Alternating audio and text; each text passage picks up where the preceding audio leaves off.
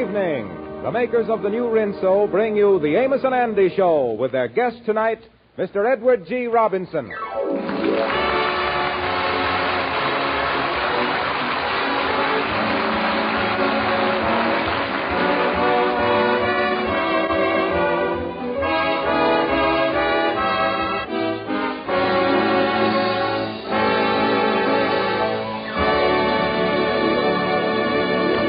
Well, it's New Year's Eve, and our friend Andrew H. Brown hopes to go out on a big date with the very attractive Amethyst Dunbar. His one great problem is finding a tuxedo, and after scouring the whole town without success, things look bad for Andy. At the moment, he is telling his troubles to Amos. So you couldn't find a tuxedo in the whole town, huh, Andy? Not one. Well, I did find one, but you ought to see the shape it was in. Mm-hmm. There was not only fraying on the cuffs, but there was fraying on the frame. Yeah, that's bad, all right. Yeah, and my gal won't go out with me unless I dress up formal. Oh, the whole tuxedo situation is just like everything else this past year. You can't get nothing, nowhere, nohow. Yeah. I'll sure be glad when this crazy year goes out tonight. Well, Andy, it's just like, we got to learn to do without certain things. You know what Ruby made for supper tonight? No, what? What they call the eggless, milkless, butterless cake. Yeah, well, the way things is going, pretty soon we'll have a cakeless cake. Oh, this is a bad year. Substitutes for everything. Well, Andy, you know the reasons for it all. A certain man is trying to give the world a substitute for freedom, and while we is getting rid of that man, why, we got to give up a few things. Yeah, I guess so. Wait a minute. Come in, Kingfish. Well, Come how in. are you there, boys? How are you? Hi there, Kingfish. Well, what you look so down the dumps boat, Andy? Oh, I don't know. Andy is mad about what a tough time he done had this year. Well, I don't blame you, Andy. This year wasn't no rose for me neither. Wasn't, huh? No, look how I've been living. Me and my wife been fighting. Just finished another one. Sure enough. It seemed like at the end of every year, she takes all the little fights that we done had during the year and piles them up into one big one. That's what she does. Sort of a review of all the little fights in one lump is what they do. What is the trouble now, Kingfish? Oh, she brung up the time that I didn't want the kinfolks to visit us. She brung up the thing about me not taking the job as a doorman. Oh, yeah, I was there for that one. That was a battle, all right. It wasn't no skirmish, I know that. Then last summer, she gave me $35 to pay some bills and told me to put it away, and I forgot where I put it. I never did find the $35. Oh, I remember that. That was last summer, yeah. Yeah, that started last summer, still going on. And the funny part of it is I don't know what I done with it. Oh, we've been going hot and heavy with argument. Well, I don't see why I is sitting here sympathizing with you. I still got to get a tuxedo by 9 o'clock tonight. Well, you going to a party, Andy? Sure, I got a date with Amethyst Dunbar. Oh, you is, huh? Yeah, but she won't go out with me unless I got on a tuxedo. And I is crazy about that gal. Yeah, I don't know what you're going to do, Andy, if you can't rent one. Need a tuxedo. Mm-hmm, yeah. Of course, I would lend you mine free, Andy, but I done sent it down to Georgia to my wife's brother to get married in, and he ain't sent it back yet. Yeah. Oh, Andy's crazy about the gal he got a date with, too. You know, I was just thinking, maybe through my disconnections, I might be able to dig you up a tuxedo somewhere myself. How much would you be willing to pay, Andy? Well, of course, I don't want to pay too much. Oh, I would protect you there, you know. But on the other hand, it wouldn't be right to pay too little. No, but if you could find me something somewhere along there in between, not quite too much and almost too little, that'd be all right. Oh, I am sure that we can work out something, Andy. Name your price. $2. Name another one. Look, Kingfish, if you think you know where you can get Andy a tuxedo, why don't you find out how much it's going to cost and then let Andy know about it? Well, you see, Amos, unless I knows how much Andy's got, it's kind of hard for me to dicker. Yeah. But the trouble is, Kingfish, I don't know whether you is dickering the tuxedo man or dickering me. What you think of me trying Henry Van Porter? Maybe he ain't using his tonight. No, now, wait a minute. Don't call up Henry. You wouldn't want to wear that old tuxedo Henry's got. Why wouldn't he, Kingfish? What's wrong with it? Yeah. In the first place, his tuxedo got so many mark holes in it that unless you put on underwear made out of the same material, people are going to think you're wearing a polka dot suit. That's what they're going to think. Yeah, that's bad, all right. Oh, don't worry, Andy. I'll find you a tuxedo. I'll even get you a right size, 44. I know that. Meet me at the Lodge Hall in an hour, and I guarantee I'll have you one. Okay, Kingfish. Get on the job right away and don't fail me. Count on me, son. I'll do everything I can to help you. Yeah. Well, I tell you, Andy, if the Kingfish digs up a tuxedo, I'll lend you that old set of studs I got for your stiff bosom shirt. Oh, great, Amos. Thank you. I could use them, all right. You know, the last couple of formal fairs I done went to, I had to take a pencil and draw some studs over the buttonholes. Yeah, well, I tell you what, Andy, you call me up at home if you want the studs, and I'll bring them right over to you. Okay. Gee, I sure hopes that Kingfish comes through.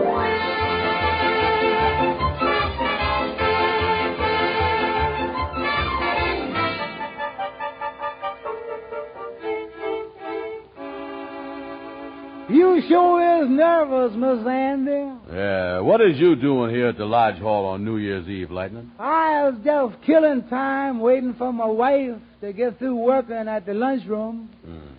Then we're going to a New Year's Eve party. Yeah, well, you ain't seen the Kingfish round here, is you, Lightning? No, sir, Miss Andy, I ain't. I've been sleeping in the reading room. Look like I'm going to be up till 12:30 tonight, so I won't be in shape. Well, you can sleep late in the morning, can't you? No, sir, I got to get up at 7:30 to wake up my wife so she can get to work, you know. Seem like I always on the go. Yeah. Well, the thing for you to do, Lightning... Well, hello there, Brother Andy. How is you? Oh, Kingfish, did you get me a tuxedo? Well, yes and no, Andy. I done found a man that's got a tuxedo that fits you. The question is you got the money to fit the tuxedo? Now, that's the thing. How much does the man want? Well, now, I tell you, Andy, this fellow works in a defense plant. Yeah. And everything with him is by the hour. Now, I done tried to sell him the idea of 75 cents an hour for renting you the tuxedo. But he said that from 4 to 12 is the swing shift. It happens to be $1 an hour. That's the scale. That's $8. Mm-hmm. But, Kingfish, I can't get the tuxedo back by 12 o'clock midnight. I don't want people at the party saying the old year went out at 12 o'clock and Andrew Brown went out at 11:30. Maybe you could get it back by 1 o'clock, Miss Andy. Quiet, Lightning.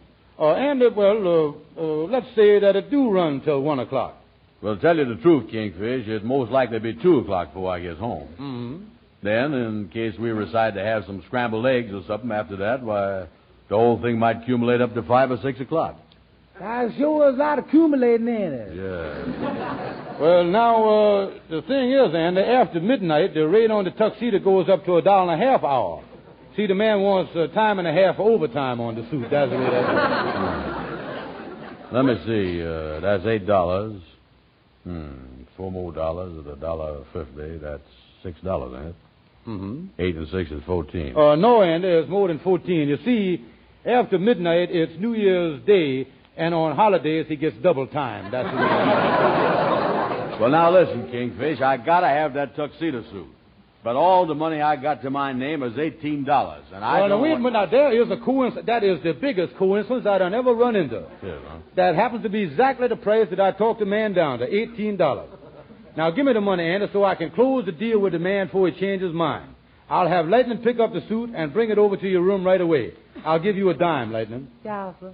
Oh, listen, Kingfish, is I gotta pay the $18 right now? Oh, sure, that's part of the deal. Besides that, if you stalls off paying it, the scale might go up on you. Okay, Kingfish, I'll do it. Me paying $18 to rent a tuxedo. It must be love.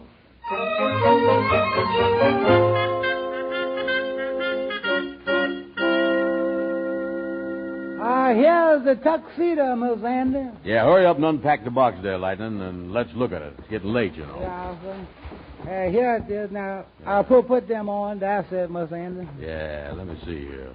Put them up. Yeah, them pants look a little long to me. Yeah, well, they'll do all right. Give me the coat. Yeah, here. I'll slip this on. Yeah, it's a 44, all right. Now, tell me this. How do it look? Pretty good, Miss Anna. That sure look like an old style tuxedo or something, though. Yeah, it do, don't it? I guess it ain't out of style too long, though.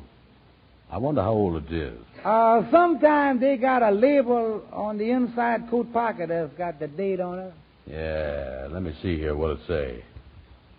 Yeah, the writing ain't too clear. March the 23rd, 1924. Wait, here's the name of the man that owns it. George Kingfish Steve. Lightning, this suit belongs to the Kingfish.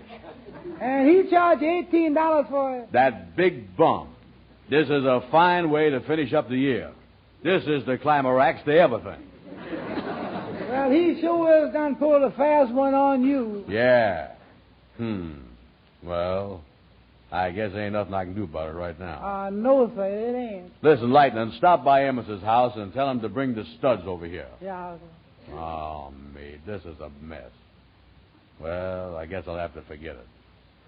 Listen, Lightning, I think I'm going to take a little snooze till Amos gets here. That's all this year's been good for anyway. Yeah, sir. Well, I'll get going. I better take off your coat so you ain't going to wrinkle it all up. Yeah, I'll leave on the pants. I won't get them wrinkled. Yeah. Oh, boy. Sure feel good to stretch out here. Thank you for bringing me this suit, Lightning. Oh, me. Boy, is I tired. You want me to close the door, Miss Andy? What? The door? Close it. Yeah, sir. Oh, no, it's closed.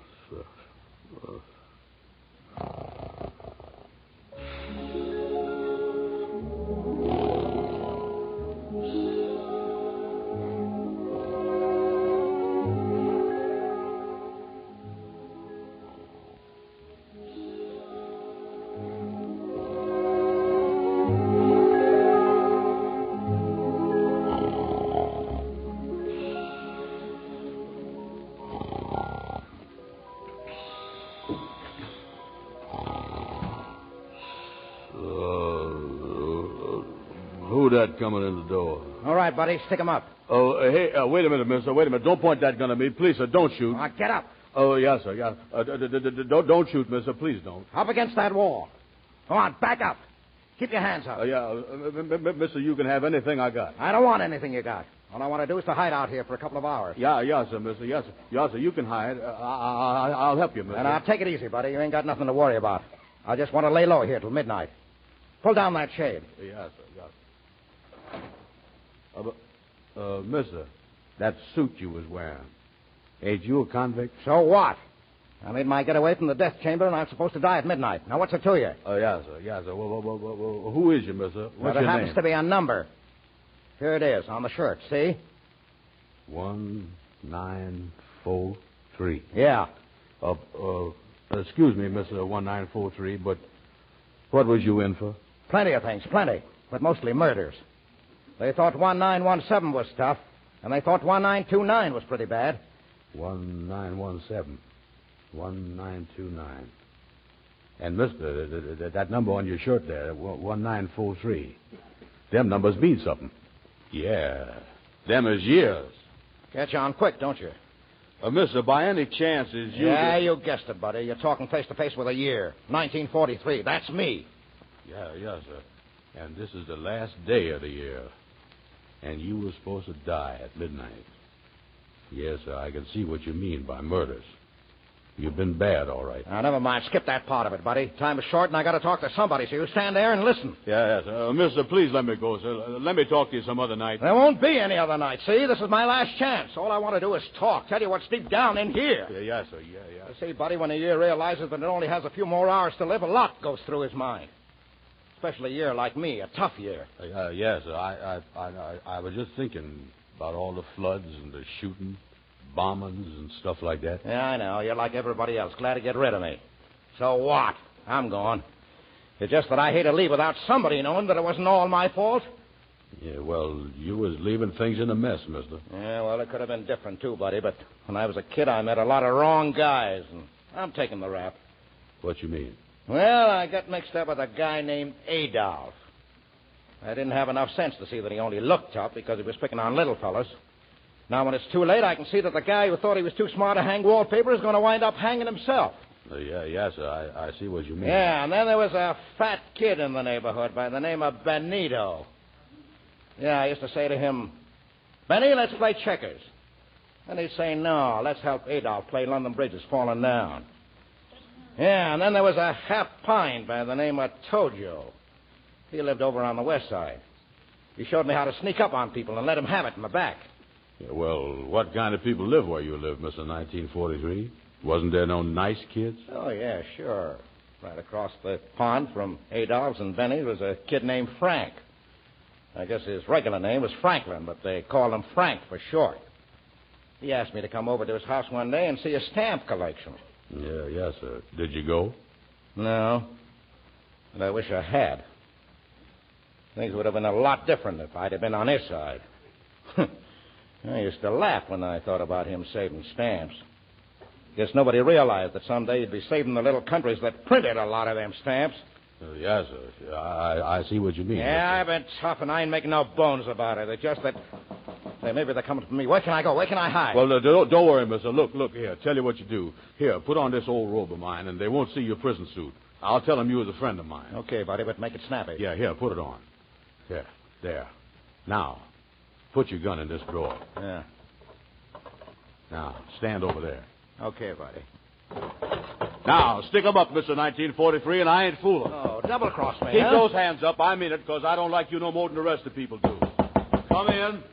Well, hello there. Well, say, what's going on here? Amos, stand over here by me. I got him. That's a criminal. He was supposed to die at midnight. He ain't just a man. Look at him. He is a year. Look at the number on his shirt. 1943. Oh, yeah, he's a tough guy, Andy. Yeah, I'm going to call the police and turn him in. Okay, you got me, Bud, but the cops will never get me. I'll be gone before they get here. What would we do, Amos? Wait a minute, Andy. Maybe we won't turn him in. But Amos, he been the worst criminal of all of them.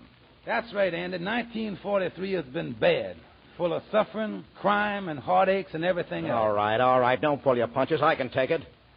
Tell them how I killed 6 million people, set fire to churches, and put swastikas where crosses used to be. That's right, 1943. The world will never forget your sins. But you know, no matter how bad a person is, if you will look hard enough, you can find a little good in him. Good? 1943, you put out a lot of lights all over this world. But as you leave us tonight, we ought to remember that you left the light burning in the Statue of Liberty. Yeah. You noticed that, huh? Yes, sir, and there's other things, too. With all the bad things you has done, you still let somebody find enough time to print more copies of a certain book than was ever printed in 1 year before.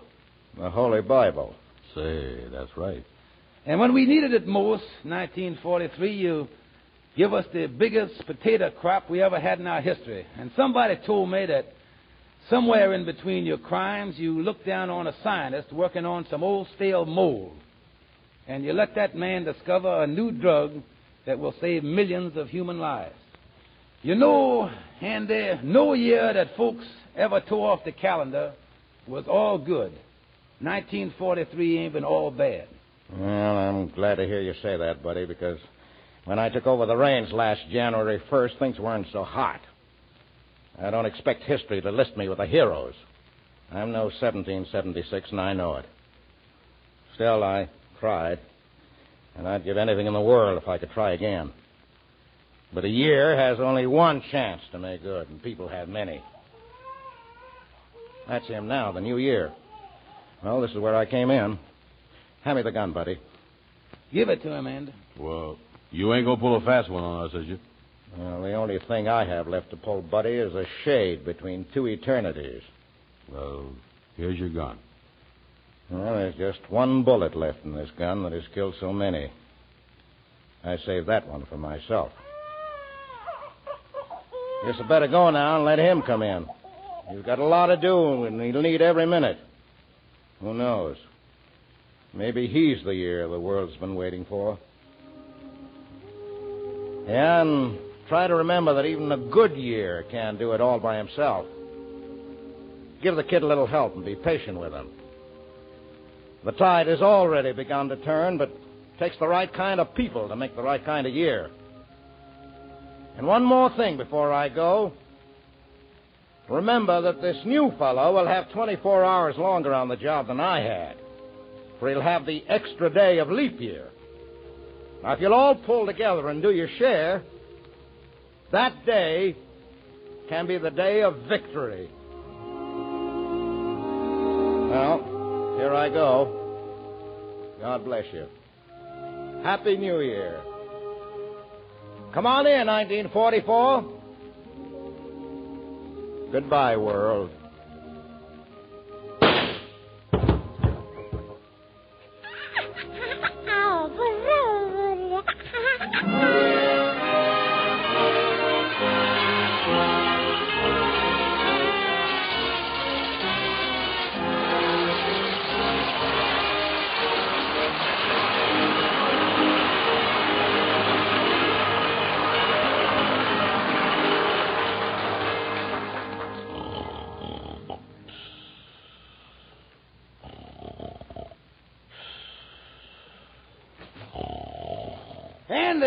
Andy, wake up. Huh?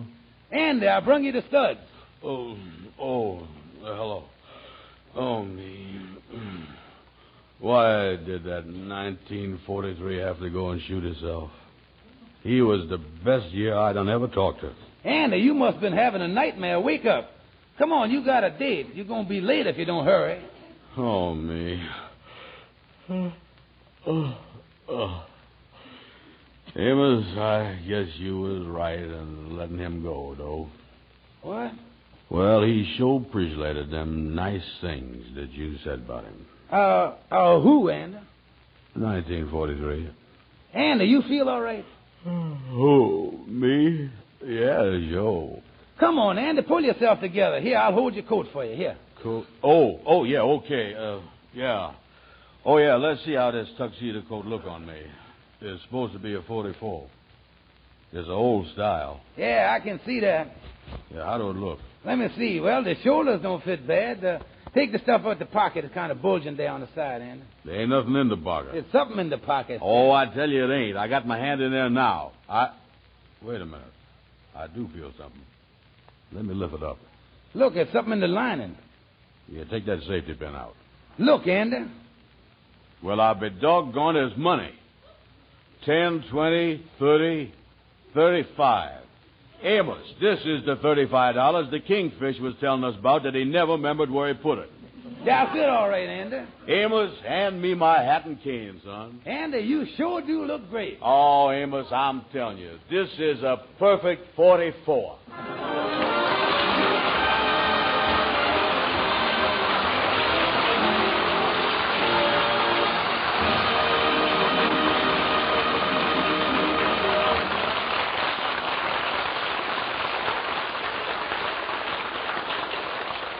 And now, ladies and gentlemen, here are Amos and Andy, who would like to say a few words to their listeners.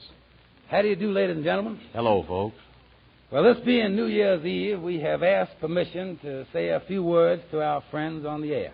At this time of the year, we would like to let you know how grateful we are to you.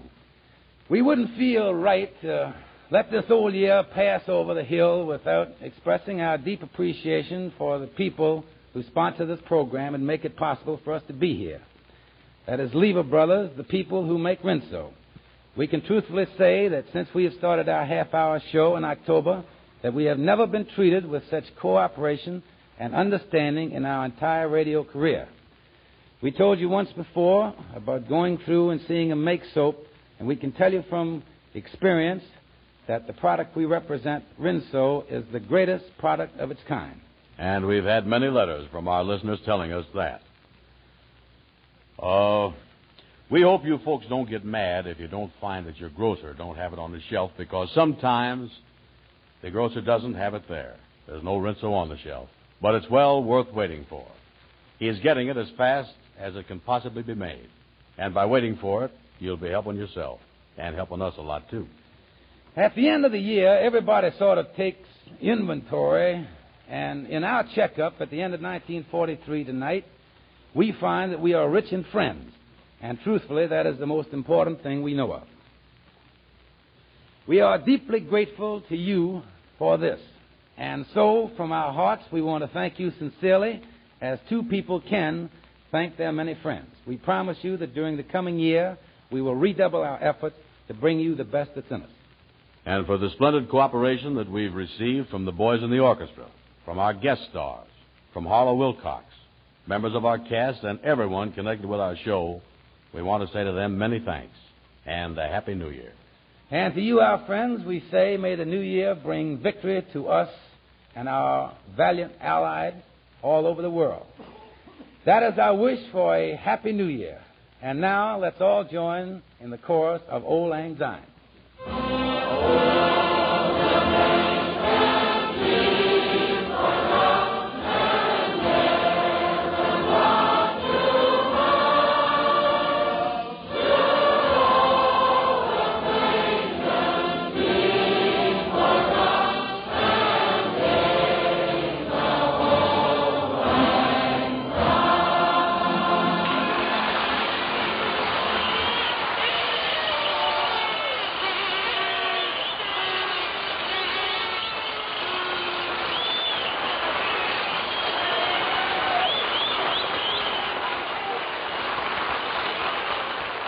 Perhaps you're lucky enough to have your loved one in the service home on leave, and you wouldn't be human if you didn't want to know about everything he's doing, nor would it be unnatural for him to want to tell you. And yet that very enthusiasm, that desire to confide, can bring tragedy. Even when you're with family or friends and are sure no enemy agent can hear, it isn't safe to mention items of war information. Remember, things which don't seem important to you may be of vital importance in a link of information. So don't ask and don't tell where our soldiers are, how many there are, how they are being transported, when they're going, or what kind of duty they're going on. If you do hear it from someone, don't repeat it. If you see it yourself, don't repeat it. But if you read it in the newspapers or hear it on the radio, you can talk all you like. Otherwise, mum's the word.